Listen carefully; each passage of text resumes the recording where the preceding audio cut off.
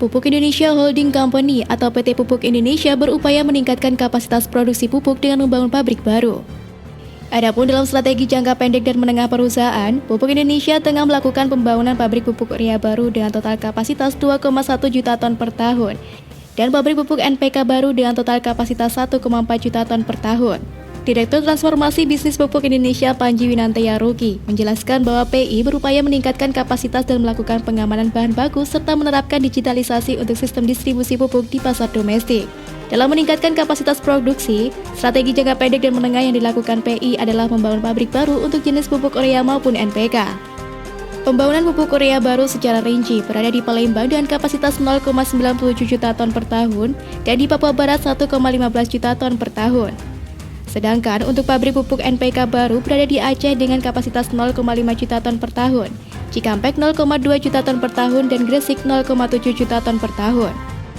Menurut informasi dari perusahaan, total kapasitas produksi pupuk PI saat ini mencapai 13,9 juta ton.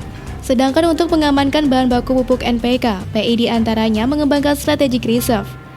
Sementara dari sisi distribusi dan pemasaran, PI juga menempuh strategi diantaranya membangun 1.800 kios, serta mengembangkan kios aplikasi rekan dan produk tracking. Diketahui pupuk urea diproduksi dari gas bumi dan pasokan gas untuk pupuk dalam kerangka pangan masih memadai. Sedangkan untuk pupuk jenis NPK, khususnya untuk fosfat dan kalium, namun harga bahan bakunya harus impor dari Rusia dan Belarusia yang melonjak 3 kali lipat karena dampak perang. Melihat kondisi ini, peran pupuk kimia masih sangat diperlukan dalam mewujudkan ketahanan pangan nasional.